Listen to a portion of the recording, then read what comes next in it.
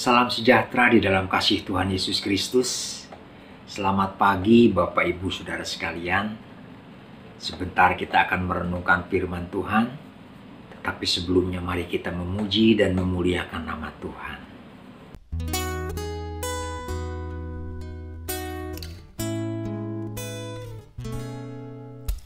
Hatiku tenang berada dekatmu, Kaulah jawaban hidupku. Hatiku tenang berada dekatmu, Kau yang pelihara hidupku. Pertolonganmu begitu ajaib, Kau telah memikat hatiku. Di saat aku tak sanggup lagi, di situ tanganmu bekerja. Pertolonganmu begitu ajaib, Kau telah memikat hatiku. Kini mataku tertuju padamu, ku rasakan kasih-Mu Tuhan.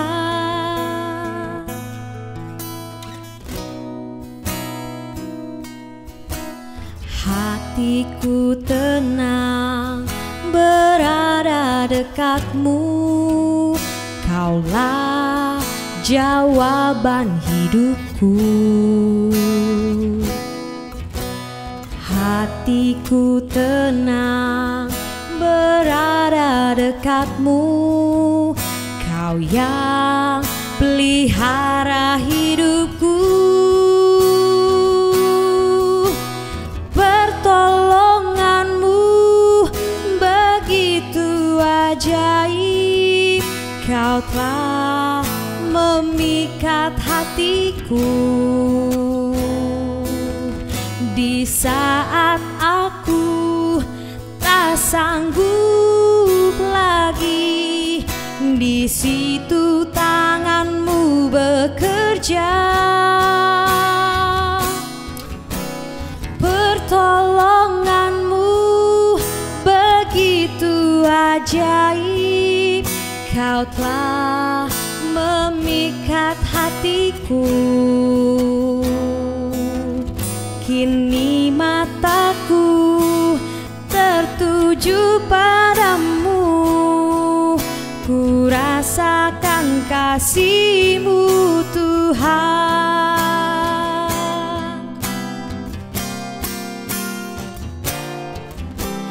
Pertolonganmu begitu ajaib, Kau telah memikat hatiku.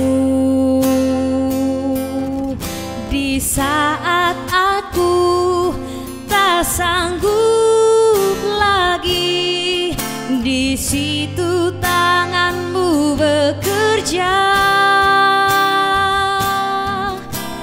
Pertolonganmu begitu ajaib, Kau telah memikat hatiku. Kini mataku tertuju padamu, ku rasakan kasih-Mu Tuhan.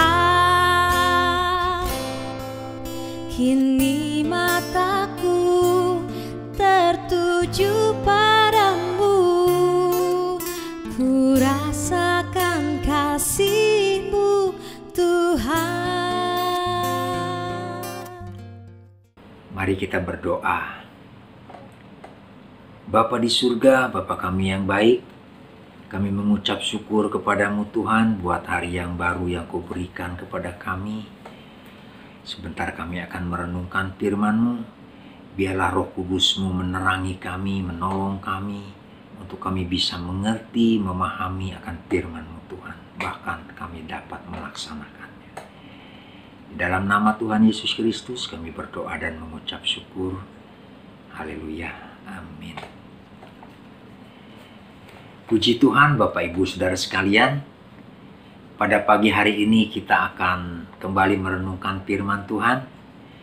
Firman Tuhan pada pagi hari ini dengan tema kasihilah Tuhanmu dan sesamamu. Bacaan kita akan terambil di dalam Matius pasal yang ke-22 ayat yang ke-37 sampai ke-40. Mari kita sama-sama membacanya saudara. Matius 22 ayat 37 sampai ke-40. Jawab Yesus kepadanya, kasihilah Tuhan Allahmu dengan segenap hatimu dan dengan segenap jiwamu dan dengan segenap akal budimu. Itulah hukum yang terutama dan yang pertama.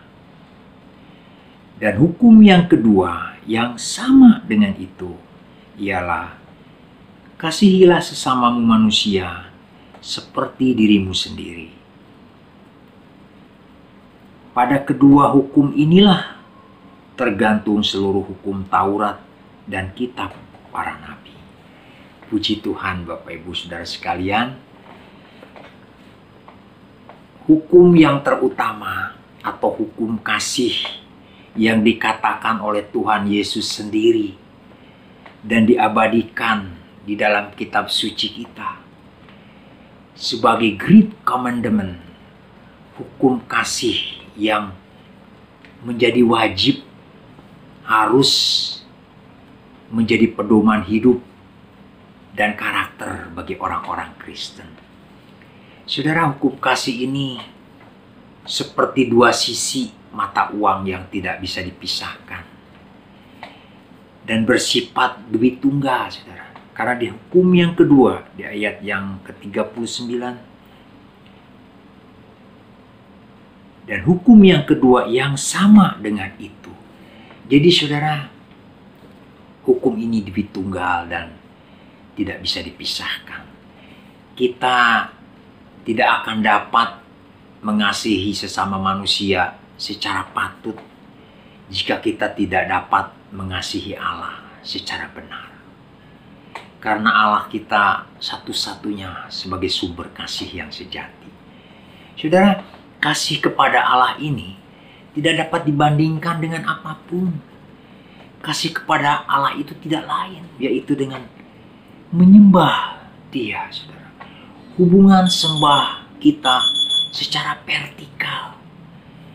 Karena Dia satu-satunya yang kita sembah, satu-satunya yang kita kasihi, maka kita wajib melakukannya dengan segenap hati, segenap jiwa, segenap akal budi, segenap kekuatan kita.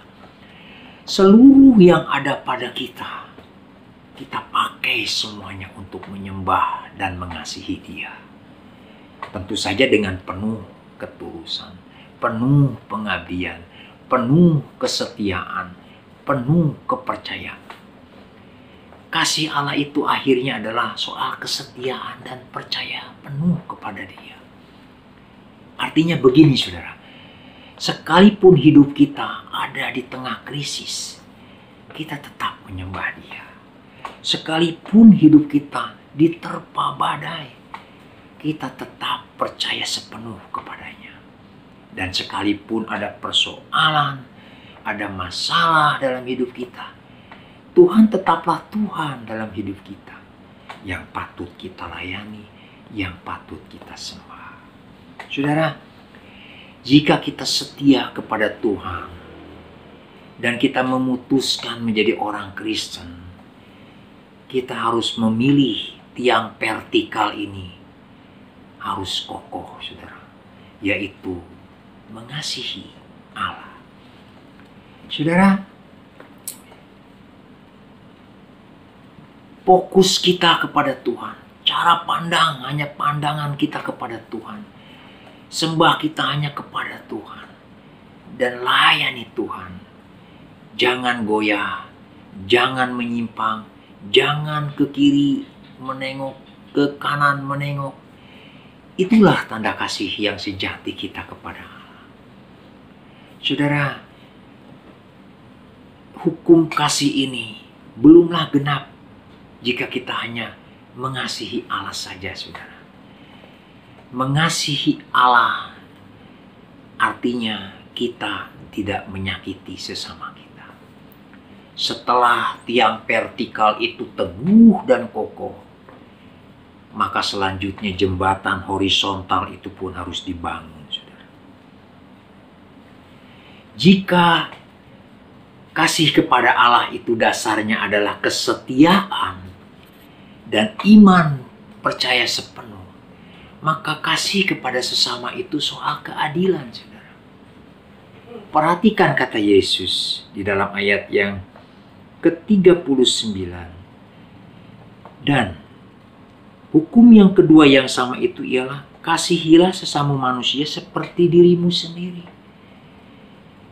Perhatikan kata Yesus, seperti dirimu sendiri. Saudara, sebetulnya ada kasih yang ketiga, yaitu kasih kepada diri sendiri. Cuma tidak tertulis dan tidak disebut.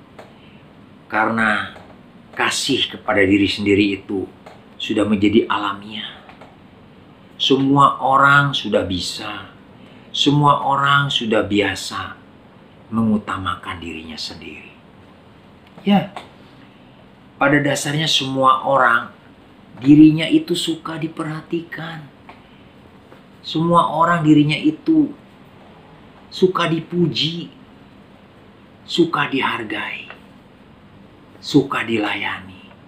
Ya, semua orang dirinya suka diberi. Dan sebagainya, saudara. Perasaan mengenai diri sendiri, perasaan mengenai mengutamakan diri sendiri, itulah yang Tuhan Yesus pakai sebagai standar untuk kita mengasihi pada sesama. Yuk kita baca di dalam Matius 7 ayat yang ke-12. Matius 7 ayat yang ke-12. Segala sesuatu yang kamu kehendaki supaya orang perbuat kepadamu, perbuatlah demikian kepada mereka. Itulah isi seluruh hukum Taurat dan kitab para nabi. Saudaraku, ayat ini begitu tegas, saudara. Jika kamu suka diperlakukan seperti itu, lakukanlah itu kepada sesama. Jika kamu tidak suka dibegitukan oleh sesamamu, janganlah begitu terhadap sesama kita. Saudara, ukurannya adalah diri sendiri. Ukurannya adalah kasih pada diri sendiri. Kalau kita lakukan itu kita sudah melakukan hukum kasih kepada sesama. Tetapi jika tidak, saudara, artinya kita tidak adil. Ya, kita mau dipuji, sebaiknya kita pun suka memuji karya orang lain. Jika kita tidak bisa, artinya itu kita tidak adil. Kita mau dihargai, sebaiknya kita pun harus menghargai orang lain. Itu adil. Jika tidak, itu artinya kita tidak adil. Tuhan Yesus mau mengajarkan kepada kita itu rasa keadilan. Kita boleh menyenangkan diri sendiri, tetapi dalam melakukannya, sudahkah kita adil terhadap orang-orang di sekitar kita? Kita boleh menyenangkan diri sendiri, tetapi jangan sampai sambil membuat orang lain susah. Itu pun jadi masalah, saudara. Jika kita ada kelebihan, apakah kita ada berbagi dengan yang sedang kekurangan? Itulah persoalan keadilan, saudara. Ya, walaupun berbagi itu pun bukan soal materi saja. Bisa berbagi waktu, bisa berbagi perhatian. Kita diberkati Tuhan bukan untuk dinikmati sendiri, tetapi untuk berbagi. Saudara, kita semua akan senang, kita akan berbahagia ketika kita menerima berkat. Tetapi kesenangan dan kebahagiaan kita itu akan bertambah, akan melebar, akan meluas jika dibagikan dan diteruskan. Itulah yang namanya kasih kepada sesama manusia. Saudara, ketika kita mengasihi Allah, ketika kita mengasihi sesama kita, itu tidak mudah, saudara. Pasti ada hambatannya. Hambatan utama kita di dalam melakukan hukum kasih ini, hukum terutama ini, yaitu kasih yang vertikal kepada Tuhan dan yang horizontal kepada sesama kita. Hambatan utamanya adalah di sini, saudara. Keakuan kita. Hukum kasih ini tidak dapat dilakukan selama keakuan kita masih bertahta di hati kita. Jika keakuan begitu besar, jika keakuan ini menonjol di depan, di pusat kehidupan kita, maka hukum kasih ini tidak dapat kita laksanakan. Keakuan kita ini harus dibelah, saudara.